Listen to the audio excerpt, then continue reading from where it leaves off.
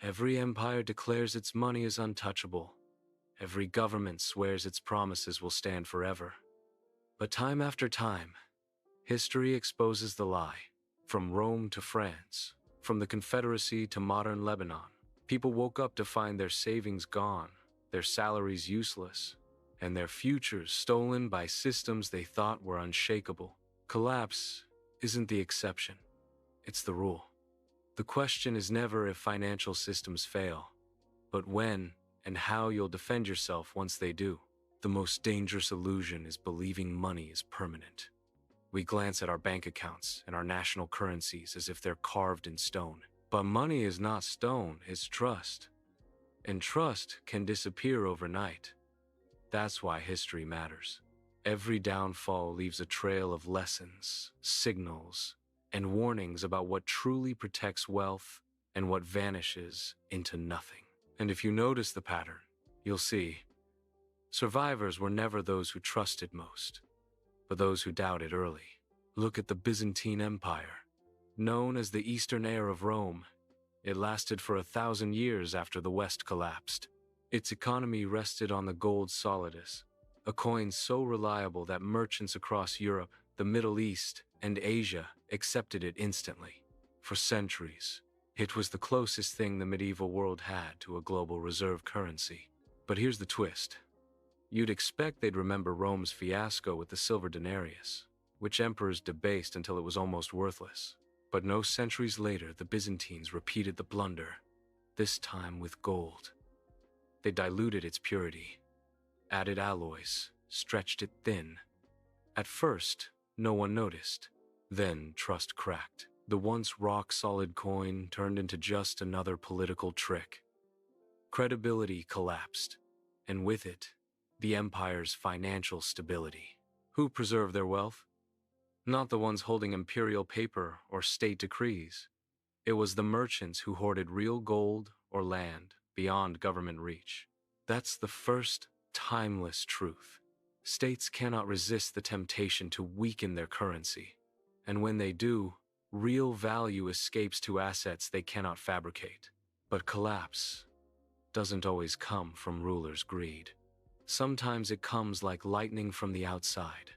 In the mid-14th century, Europe was shattered by the Black Death.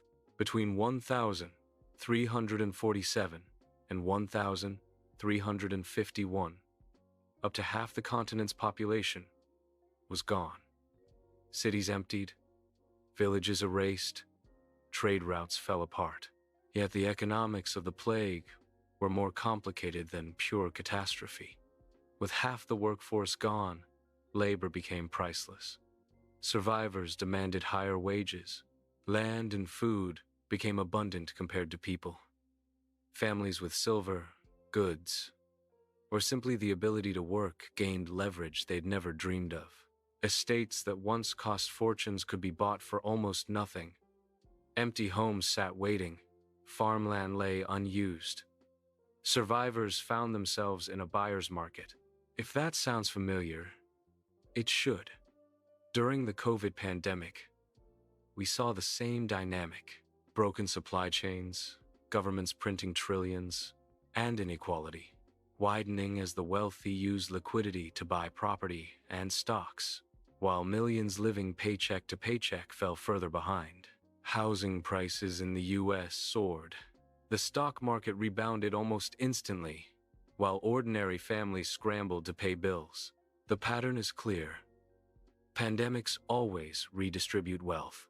Survivors of the Black Death climbed the social ladder. Survivors of COVID with liquidity scooped up assets others couldn't hold. Crises reward those with reserves and punish those without. And while pandemics show how quickly shocks can upend an economy, Florence during the Renaissance shows another truth. Even giants can fall.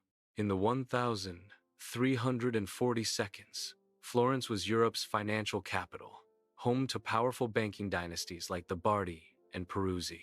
They lent massively to kings, most disastrously to Edward III of England, who defaulted on enormous loans during his war with France. When he stopped paying, the banks collapsed. Depositors were ruined. Trade froze. Florence, once rich, fell into chaos. Ordinary citizens who had trusted these mighty houses discovered that size wasn't safety and reputation wasn't protection. The lesson? Too big to fail is one of the oldest lies in finance. Institutions exist to profit, not to safeguard you. And when they collapse, they'll drag your savings down with them. The story repeats. Florence in the 1,340 seconds. Lehman Brothers in 2008.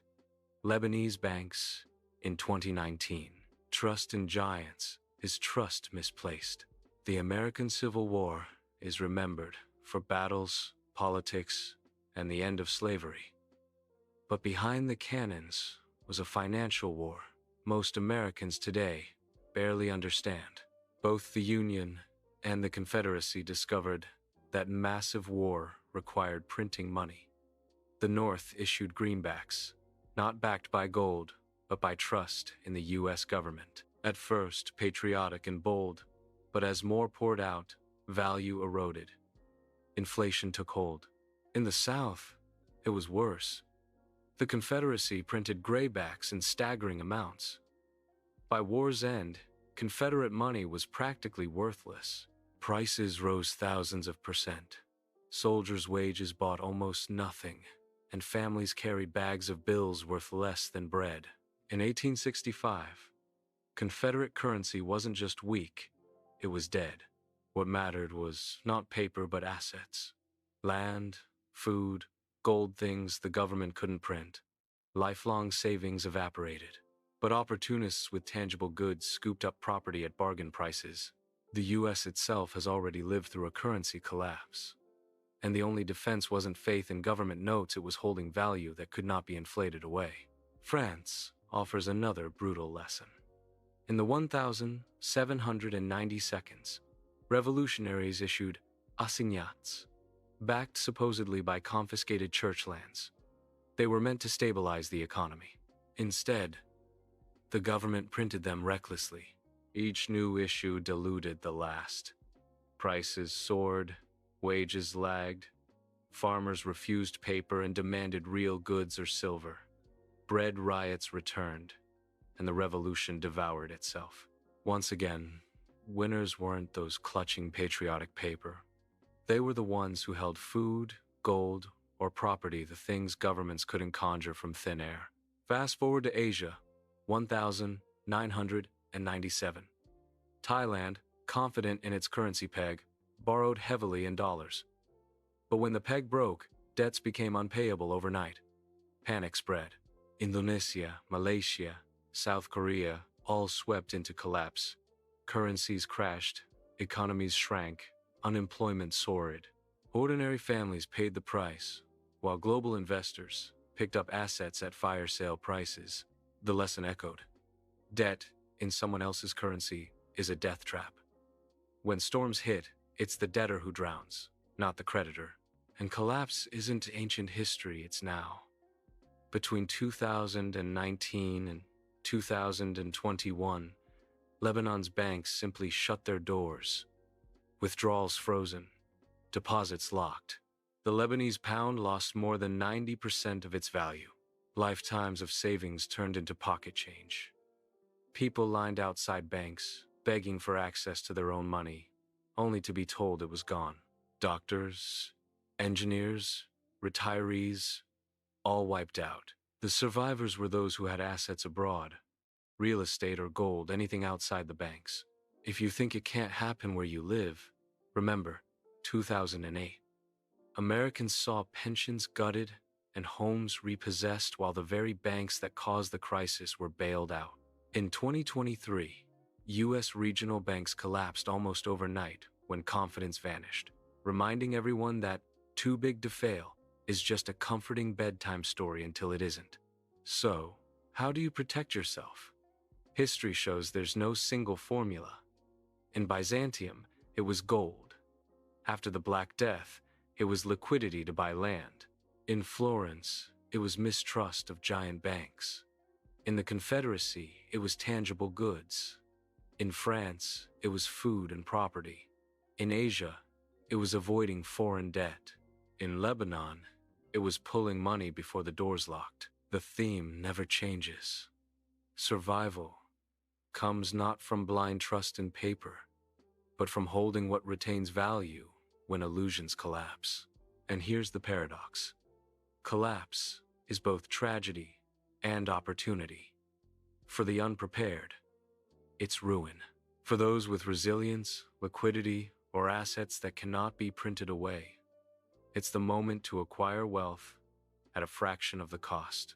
After the Black Death, peasants became landowners. After 2008, those with cash bought foreclosed homes. Protection is not only about defense, it's about being positioned to seize what others must surrender. But survival isn't just about what you own, it's about what you can do. The people who rose from history's wreckage weren't just those holding gold or land, they were the ones with skills. The baker who still had bread, the craftsman who repaired tools, the farmer who grew food, the merchant who moved goods. These were the people who didn't just endure collapse, they thrived in it. Every crisis is a transfer. From the many who trusted blindly to the few who prepared. From paper promises to real assets. From passive savers to active builders. History shows this over and over. So the real question isn't whether collapse will come. It always does. The question is, when it does, will you be the one left holding empty promises?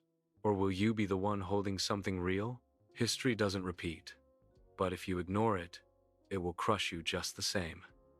If this gave you a new perspective, hit subscribe. History has the answers, and I'll show you where to find them.